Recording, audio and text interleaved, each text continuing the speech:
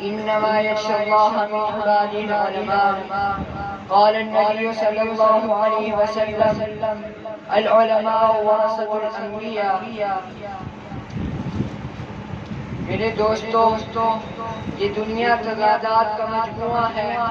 یہاں بلندی ہے تو پستی بھی ہے، سیاہی ہے تو سفیدی بھی ہے، آسمان ہے تو زمین بھی ہے، سورج ہے تو چاند بھی ہے، عالم ہے تو جاہل بھی ہے، مومن ہے تو کافر بھی ہے، صالح ہے تو فاسق بھی ہے، داعی خیر ہے تو داعی شر بھی ہے.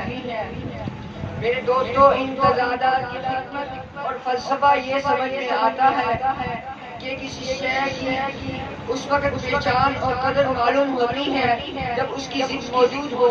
جیسے عربیوں کا ایک محاورہ ہے، تعرف الاشیاء بأصدادها، کسی شے کو اس کی ضد سے پہچانا جاتا ہے.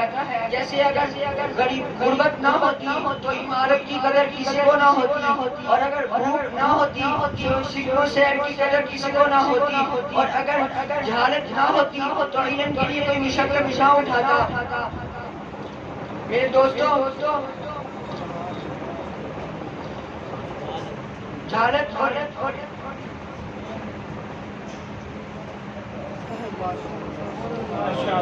میرے دوستو اگر جہالت نہ ہوتی تو علم کے لیے مشقت کوئی نہ اٹھاتا.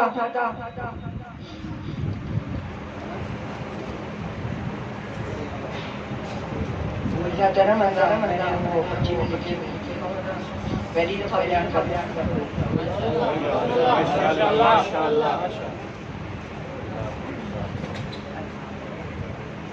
میرا یہ اب دنیا میں شک و شبہات پیدا کرنے والے موجود ہیں تو ضروری ہے کہ دنیا میں شک و شبہات کو دور کرنے والے بھی موجود ہوں. جب دنیا میں قارون اور حامان کے وارث موجود ہیں تو ضروری ہے کہ اللہ کے نبی کے وارث بھی موجود ہوں.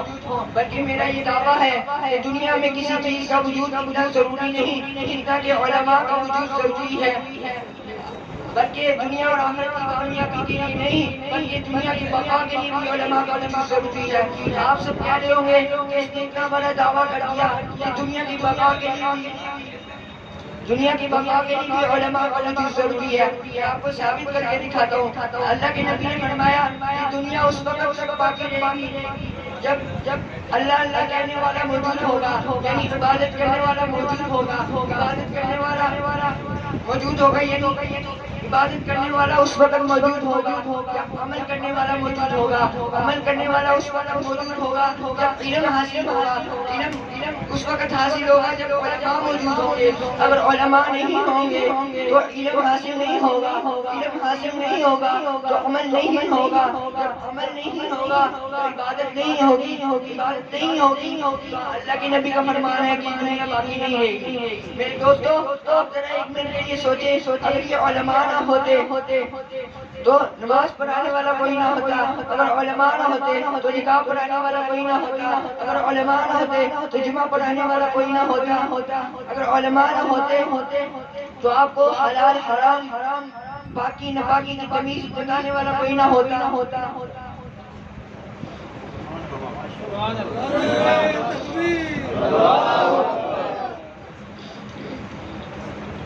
میرے دوستو،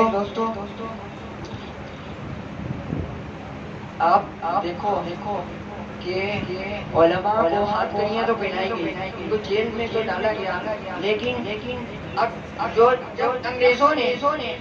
انگریزوں نے دین میں تحریفات کرنے کی کوشش کی تو ان کا مقابلہ کرنے والے کون تھے؟ یہ علماء تھے. اگر علماء نہ ہوتے تو ان کو دین میں تحریفات کرنے سے کوئی روک نہیں سکتا. علماء نے اپنی جانیں تو قربان کی لیکن دین میں تحریفات کو برداشت نہیں کیا. آپ مالٹا کی جیل سے پوچھو کہ سید حسین احمد بنگی کون تھا. بالا کوٹ کے انگریزوں سے پوچھو سید حسین احمد شہید کون تھا. آپ شکر کی جیل سے پوچھو سید اللہ شاہ بخاری کون تھا. آپ دیکھو اس دنیا میں آج کل علماء کی کوئی قدر و قیمت نہیں ہے.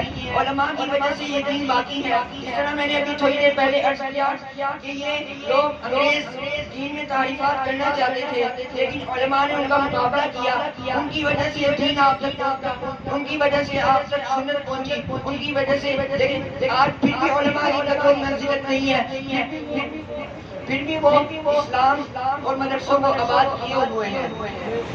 میں مانتا ہوں کہ کچھ علماء صوفی ہیں, یعنی جو علماء کے نام پہ دھمکا ہے, یعنی کہتے کچھ ہے کرتے کچھ ہے اور ان کی کوئی بات صحیح نہیں ہوتی. تو اس کا مطلب یہ نہیں کہ سارے علماء ایسے ہیں. میں اپنے علماء کے کردار اور تحریک کی بنیاد پر کہتا ہوں کہ مولویت کھانے پینے کا نام نہیں, مولویت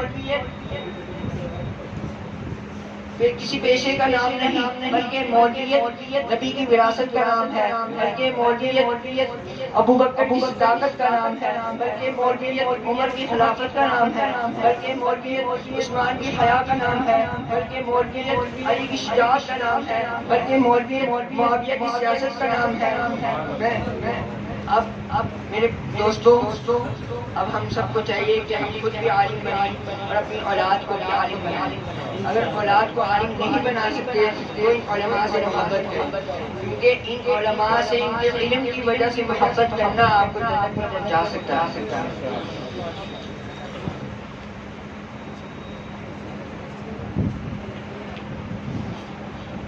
جس کے جی